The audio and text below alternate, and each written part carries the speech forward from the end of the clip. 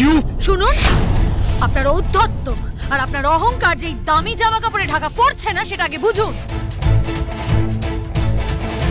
আর এই যে অনুষ্ঠান, যে অনুষ্ঠান নিয়ে আপনার এত অহংকার, এত গর্ব, সেই অনুষ্ঠানটা হচ্ছে কিভাবে, সেই অনুষ্ঠানটা যে আমার জন্য হচ্ছে সেটা আপনি ভুলে যাবেন।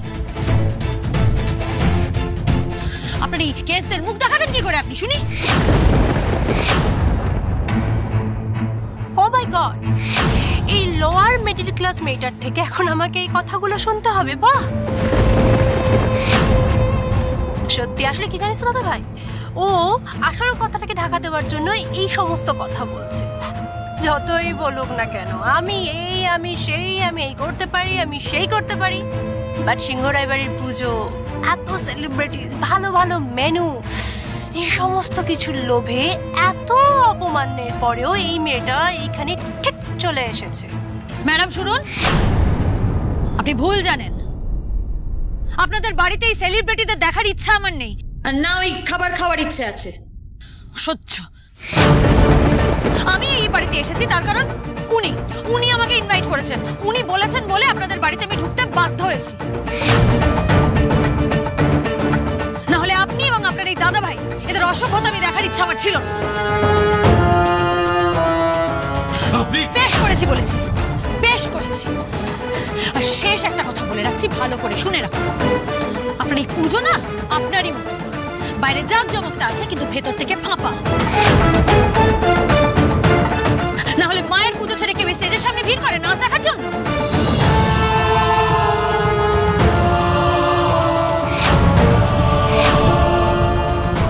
এই মেয়েটা না, কোথায় ভাবলাম ঋদ্ধিমান সিংহ রায়ের আমাকে দেখেই লাভ অ্যাট ফার্স্ট সাইট হয়ে যাবে, ওনার মনের ভায়োলিন বাজবে। এদিকে আমার বোন এসে নিজেই সেই ভায়োলিনে তার ছিঁড়ে দিল, যুদ্ধ লাগিয়ে দিল পুরো। বনি বনি, যা যা যা, তোর মেজ দিকে গিয়ে থামা।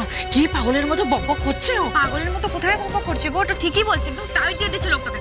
মা তুমি হাতটা ছাড়া, আমি নাকটা ডাকিয়ে দিই। দাঁড়া দাঁড়া, সর্বনাশী, তুই কোথায় যাচ্ছিস? হ্যাঁ, তুই বুঝতে পারছিস না কেন এসেছি আমরা এখানে? কেন এসেছি? আমাদের আসার উদ্দেশ্যটাই তো নষ্ট হয়ে যাবে।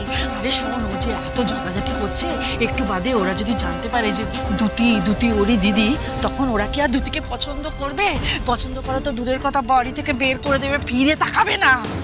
শুনুন, সারা কালীবাজার জানে যে খড়ি বড় লোকেদের কতটা অপছন্দ করে। আমার কাছে আমার পরিবার আর আমার হাতের কাজ, আমার শিল্প, সেটাই সব। আর আমি সেই নিয়েই থাকি। স্ট্যাটাস দেখাচ্ছি। তুই ঠিক আছিস তো? এক্সকিউজ, আপনি কোন সাহসে ওনাকে তুই করে কথা বললেন? সিকিউরিটি, একটা কথা বলবি না তুই? তুই জানিস আজকে ওই মেয়েটার জন্য ওনার কত বড় ইনজুরি হতে যাচ্ছিল জানিস? কেস করেছে, যেভাবেই হোক খড়িকে এখান থেকে সরাতেই হবে।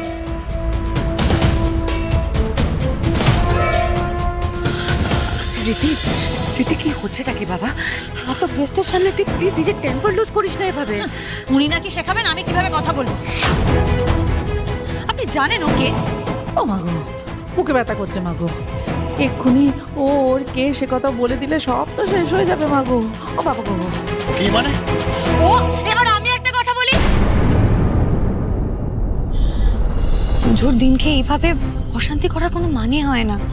আর একজনকে বাঁচাতে গেলে আরেকজনে তো লাগতেই পারে। খড়ি তুই এখান থেকে যা, আমার দিব্যি প্লিজ, প্লিজ চলে যা এখান থেকে।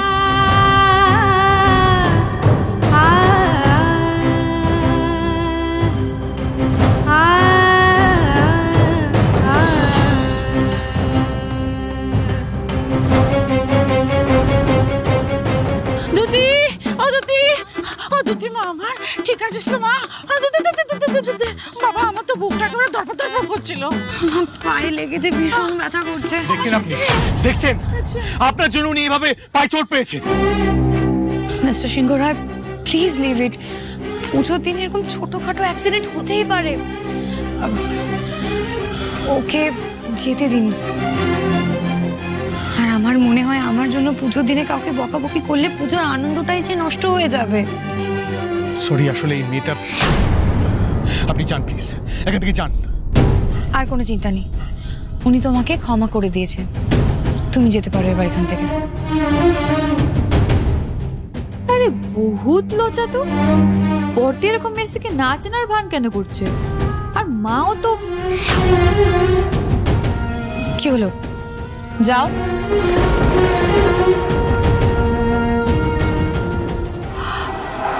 দেখো খড়ি, তুমি আমাদের অনেক উপকার করেছো, আমি মানছি, এবং তার জন্য তোমাকে যথেষ্ট পারিশ্রমিকও দেওয়া হয়েছে। এই সামান্য অশান্তিকে কেন্দ্র করে এতগুলো নামি দামি মানুষের সামনে আমাদের পরিবারের সম্মান হানি করো না প্লিজ। মা, তুমি এসো এখন। সিকিউরিটি পড়বে না, কোনো প্রয়োজন নেই।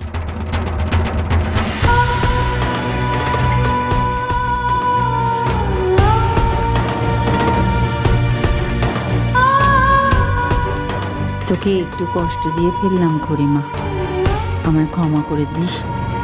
কি করবো বল, তোর দিদির ভালোর জন্যই তো তোর মাকে স্বার্থপর হতে হলো, হতেই হলো। এবার আমায় কাজ হাসিল করার জন্য ছোট্ট একটা অভিনয় যে করতেই হবে।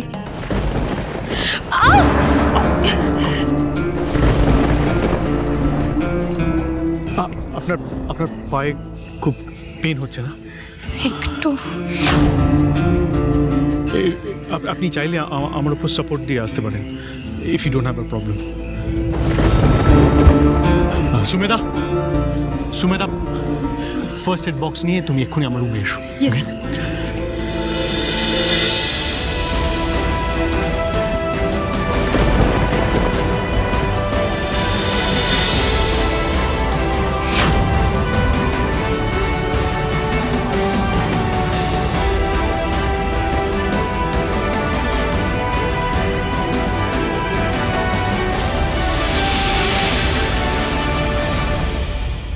দুতি, ও দুতি,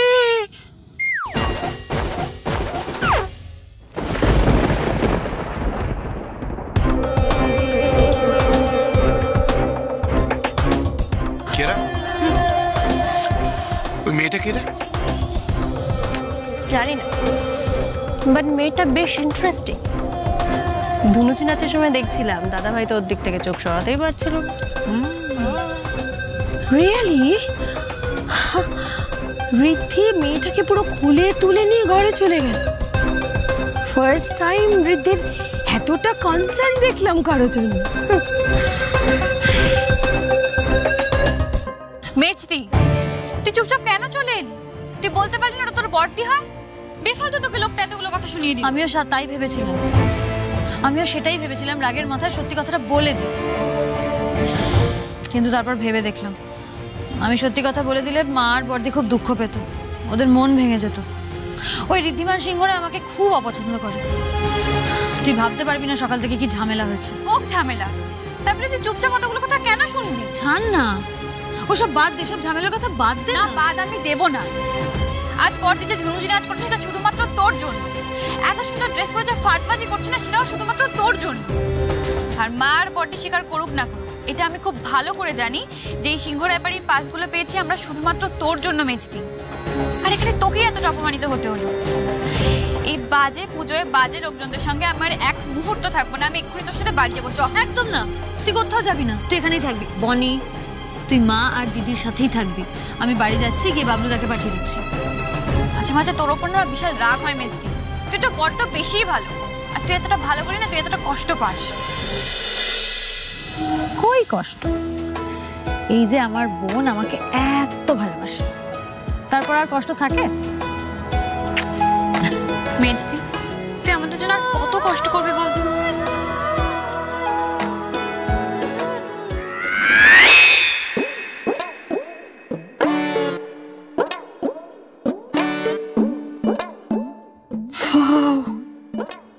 এটা তো কোনো রাজপ্রাসাদের ঘরের থেকে কোনো অংশে কম নয়। মা গো মা, একদিনই সব আমার মেয়ের হবে, রানী হবে রাজপ্রাসাদে। ও মা গো।